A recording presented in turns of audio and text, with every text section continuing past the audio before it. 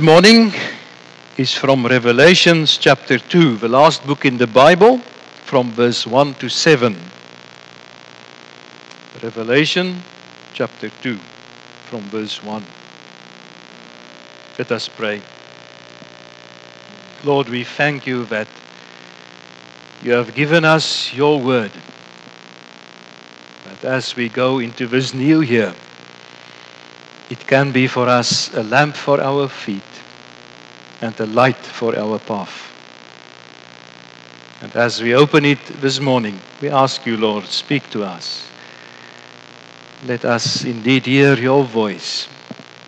And let your Spirit open our eyes and our hearts to hear what you want us to do, so that we can trust and obey and follow in your footsteps. Amen. To the angel of the church in Ephesus write, these are the words of him who holds the 7 stars in his right hand and walks among the 7 golden lampstands. I know your deeds, your hard work and your perseverance. I know that you cannot tolerate wicked men, but you have tested those who have claimed to be apostles but are not, and have found them false.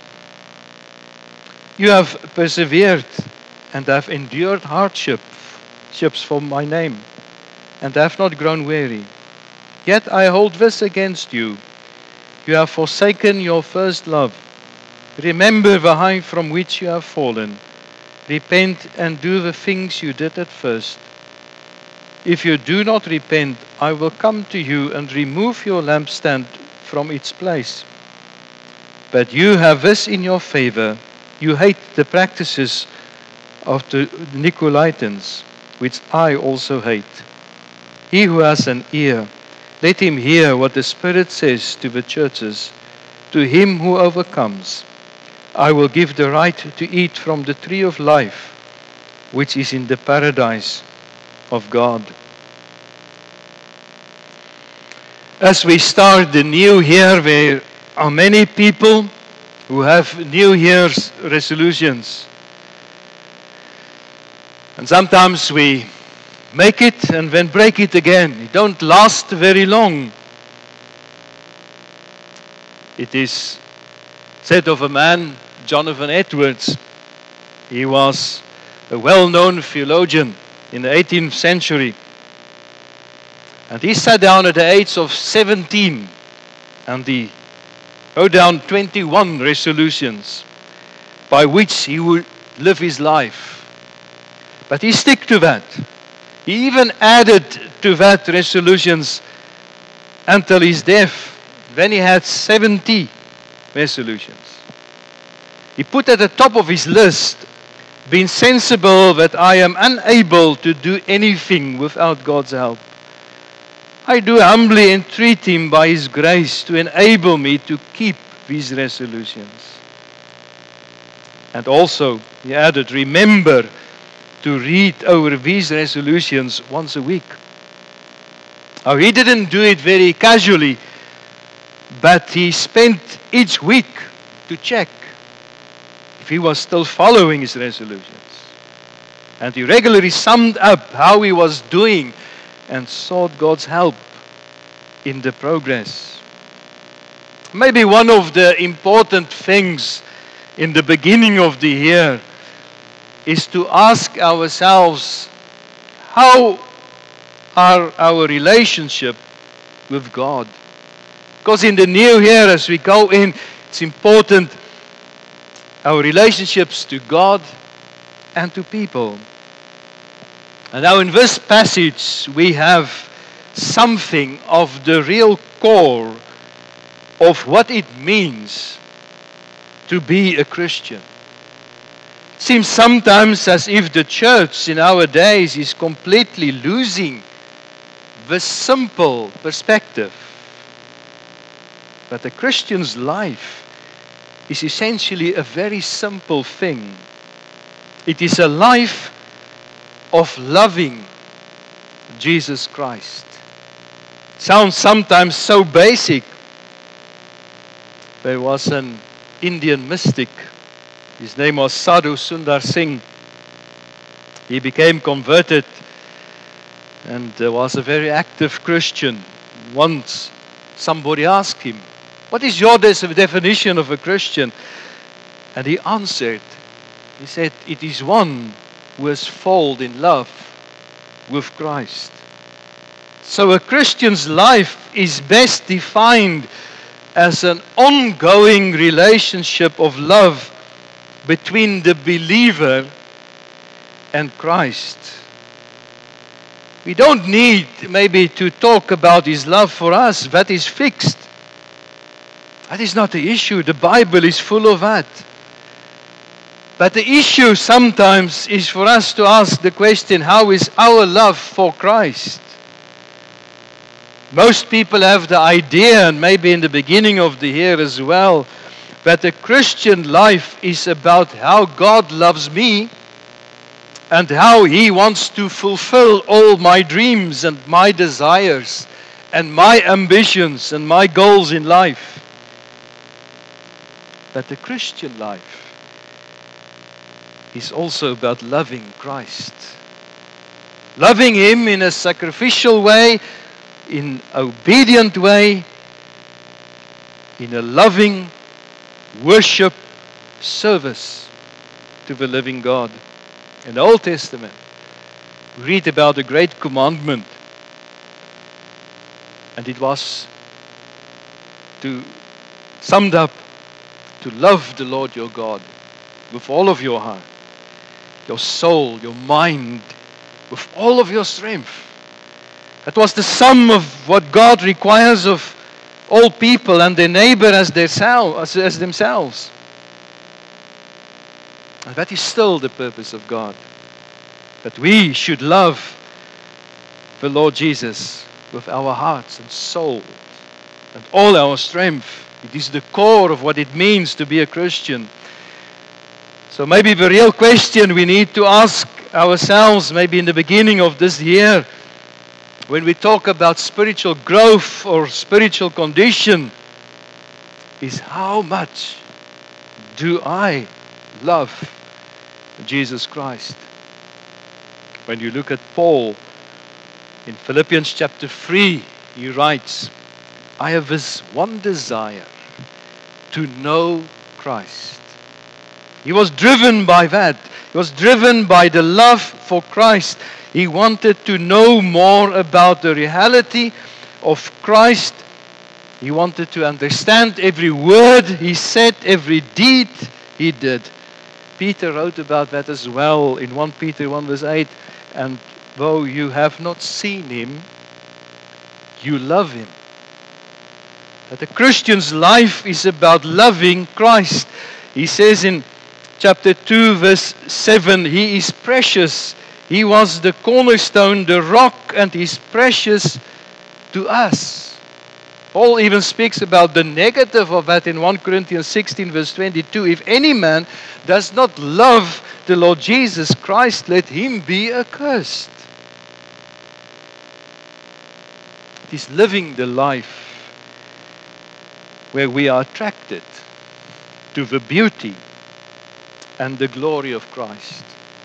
That is why the Bible is full of Christ. In the Old Testament, it's full of Him. When we read the New Testament, it's full of Christ. When you read the 4 Gospels, it has a vast amount of material on Christ and His glory and His person. That is why we study the Bible. That is why we preach out of the Gospel of John. And this coming year we'll do that as well, God willing. Because it tells us about Christ. And we want to know more about Him. So the right question to ask ourselves in the beginning of the new year is, what is the state of my love towards Christ? In this book, Revelations, we read about, in chapter 2 and 3, about the letters Christ wrote to the church. Chapter 1 starts with an amazing vision of Christ.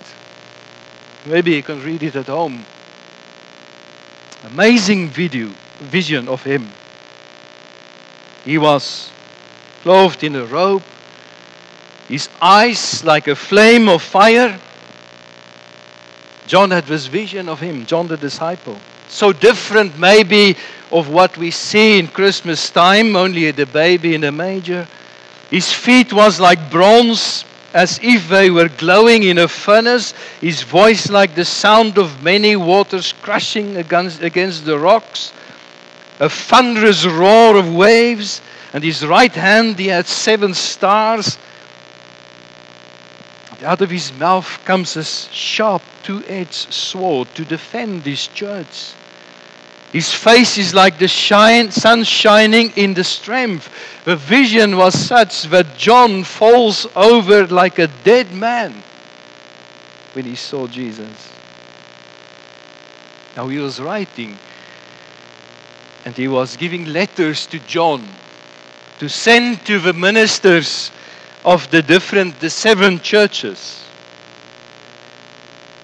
And this vision tells us of Christ empowered to intercede for this church, to purify it, to command his church how they should live. He was moving amongst them.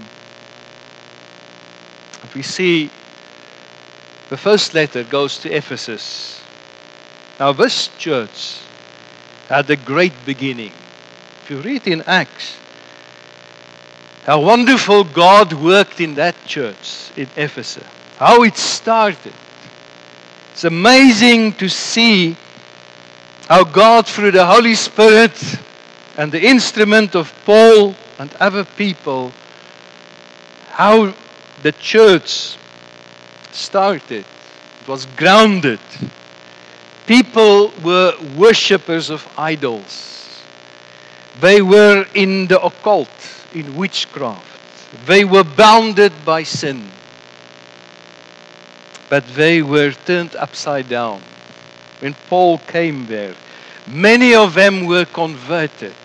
So much so that the person who created the idols for the people to worship worried about his business going down because the people were not buying any more of his idols. They were being converted to the Christian faith. They were so in the occult, believing the things of the devil. Now, there are many people as well in these days, modern times we are living, they're even calling on people to tell them what will happen in the future. Predict for us, witchcraft, looking at the stars to guide them into the future. But these people coming to Christ, so convicted of their own sins and witchcraft, they took all that things and had a big bonfire and burned it. They turned Ephesus upside down. That's amazing. You can read chapter 19 in Acts. What is more, Paul, the famous apostle, was their leader in the beginning. When he left, Timothy was their pastor. The spiritual child of Paul. They had Aquila. They had even Apollos, the great Old Testament teacher. They had the best beginning possible, the best leadership. They were strong. Wonderful church. That's why we read in verse 2, Jesus writing to this church, I know your deeds. I know your works. It was commendable. Wonderful things happening in this church. He says, your labor. And he's using a word, but they were laboring to a point of exhaustion. They were so hardworking in the kingdom of God. So busy. No lazy member in that church. You cannot say of many Christians nowadays, maybe like what they did in Ephesus. They worked for the kingdom. More than that, I also know your perseverance. The things they did was not easy. They worked faithfully against the grain. In difficult times, they worked. Jesus is also telling them, he commends them, the good in that church. And you cannot endure evil people. They have a very limited tolerance of people continuing unrepented in doing what is wrong. So they were very sensitive to sin. Maybe something that cannot be said of many churches today. Church discipline is not part of the church in most places anymore. And also people tolerate everything and anything because it's an open society and we cannot discriminate between people. These people were very sensitive to sin. That's why in verse 6 we read, "This you do have, you hate the deeds of the Nicolaitans," which I also hate. There were a group of people, maybe the leader was Nicholas. He was amongst the Christians and most probably was given over to immoral conduct. And Jesus said, "I hate what this Nicolaitans is doing." Maybe we are not used to think about that is what Jesus is doing because we only say His love. He says, "I hate what that Nicolaitans is doing. I hate when people continue in open sin." And Jesus commends the Ephesians, you also hate that. That's wrong. Anything that is against God's law, they just did not cover up. They were hardworking, enduring, persevering. They were suppressing evil. So we can say up to this point, everything this church did was good. Was very good. And he added, "And you put to test those who call themselves apostles, and they are not. And you found them to be false." This church was also doctrinally strong. The teachings of the Bible was important to them. And therefore, because they were studying God's Word and knew what the Bible is teaching, they also had discernment. And that is also a thing that is lacking very much in the church. But this church had it, discernment. They could recognize a false prophet. Most places people will accept anything. If people just mention the love of God and Jesus, they just accept it. But not these people. They were false apostles and prophets there, and they could recognize it. They had discernment. So they tested, and they found them false. They did not accept them. So he says to them, "You have perseverance, you have endured for my name, and you have not grown weary." Yes, almost a perfect church. If that was the end, and we could have stopped there, but verse 4 tells us, and it almost comes like a bomb, "But I have this against you, that you have left your first love." You have left your first love. All the previous things seems to have become a duty. And that was their fatal problem. Their hearts were growing cold. They had left their first love. They were doing what they always did, because that is what you have to do. That is what it means to be religious. They were following the programs as they were laid out. They had their responsibilities, but the passion was gone. The love was gone. There was no great scandal, because people like maybe scandals,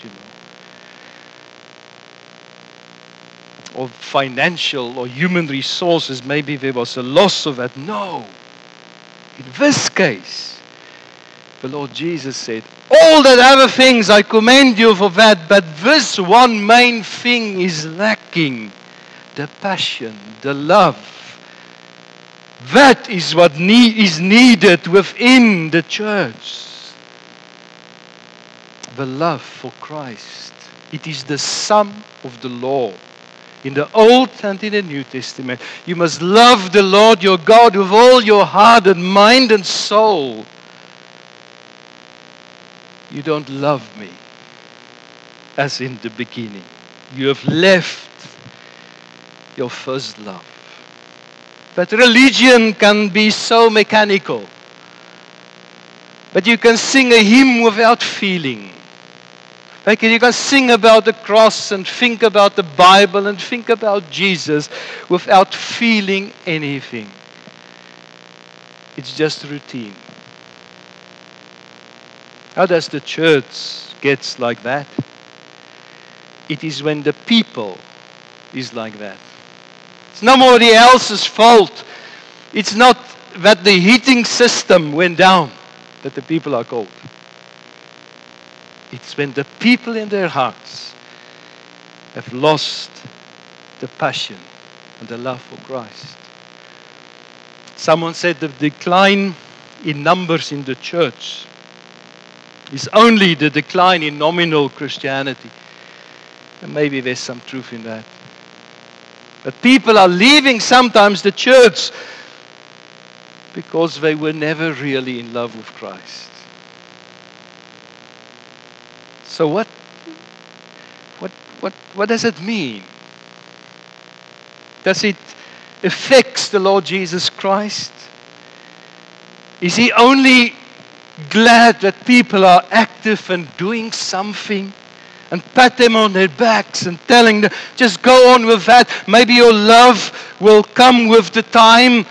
Go on with what you are doing. It's wonderful. I'm glad there are still people in the church and still interested in me. No, he tells them, amidst all their activity, they are in a great danger. A tremendous danger. For verse 5 tells us, I will come to you and remove your lampstand from its place. He's telling them, you need to change. You've left your first love. So sad in any relationship, in a marriage relationship, if all is mechanical. The wife does things for a husband because he must do it and not because he loves to do it. And God doesn't want such a relationship. He wants love. He said, because there is not love, I will come to you and remove your lampstand from its place. In effect, Jesus is saying, I will come and shut your church down. I will close the door. It's an amazing thing to think it's not the devil who's going to shut the church down. It's the Lord himself. And that's what really happened in Ephesus. It happened historically. The Lord shut that church down. They did not listen to him. They did not respond to what he asked from them. Their testimony disappeared. There is no one left even today. Even today. So what is the solution? What does he tell them to do? 3 things. Maybe if we look at it, we would have different answers. But Christ is telling the church, with the lack of love, to do 3 things. Verse 5. Therefore, remember from where you have fallen and repent and do the deeds you did at first. Maybe we would say, please gather together and do some Bible reading and do some prayer, which is all very good and commendable. But he is saying for them, to get your first love back on track. Remember from where you have fallen. But he's telling them to think back of those days in Acts 19 before Paul went to visit Ephesus. Think back of your unconverted state. Think back when you were chained by your sins. Think back of the unhappiness that has been in your life because you were without Christ and without hope. Many people cannot do that because they never had a point of receiving grace. But these people did receive grace. They were bounded by darkness and the devil with occult things, fearing the future, fearing what they have to do, and they went into trances and they went into witchcraft to try to protect them for the future. But when the gospel came, they were saved. They were no longer slaves to their appetites and to their idol worship and their immorality. They were bounded by that. So the power of the gospel have been experienced by them. I wonder if you have the witness in your own heart of the power of the gospel, of God's saving grace. That He redeemed you, brought you from darkness to light. We can speak about it in Christmas, but it's a different thing when you experience it. These people, enslaved by sin, received grace, was transformed, and they were overflowing with joy and the peace and the satisfaction that there was in Christ. And Jesus said, if you want to return to your first love, remember from where you come. Remember what happened there. Spiritual apostasy comes when we forget. Sometimes there's a second and a third generation that cannot remember.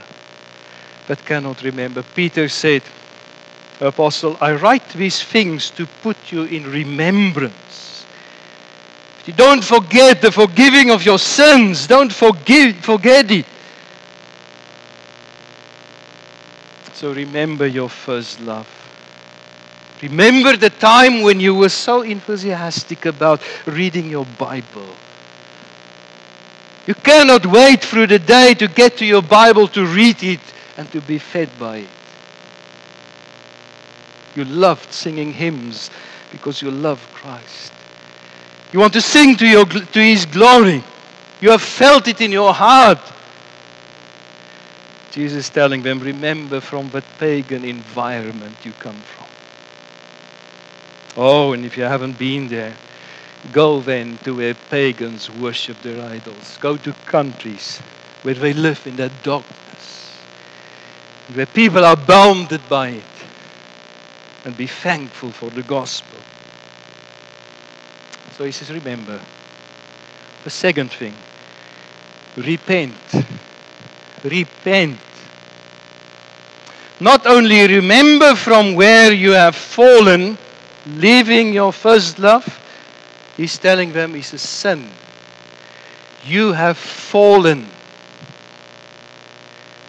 And the reason you have fallen is you forget your first love and you need to repent. Verse 5, it's the second time you repeat it. Unless you repent,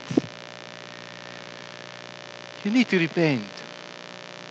If you haven't got a vibrant Christian faith,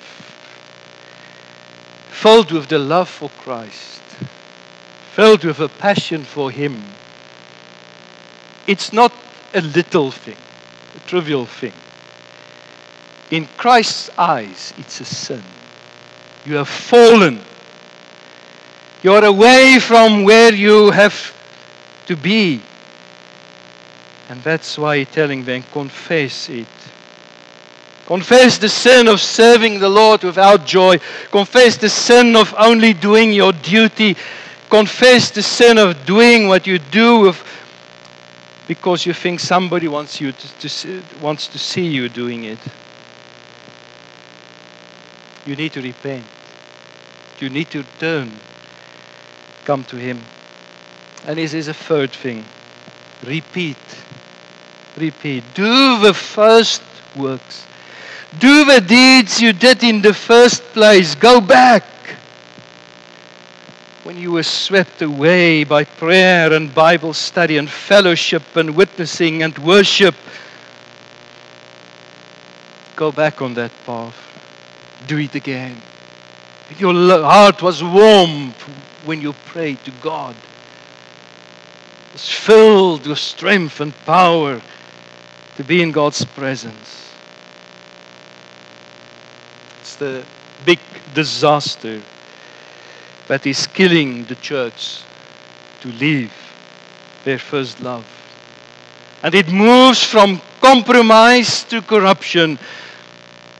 And the word Jesus is telling them, return to your first love. Remember, repent, and repeat. We look at the new year, and may the Lord give us this year and every day of this year an increasing love for Christ, for therein lies the biggest blessing and happiness that you and I can experience this coming year. Amen.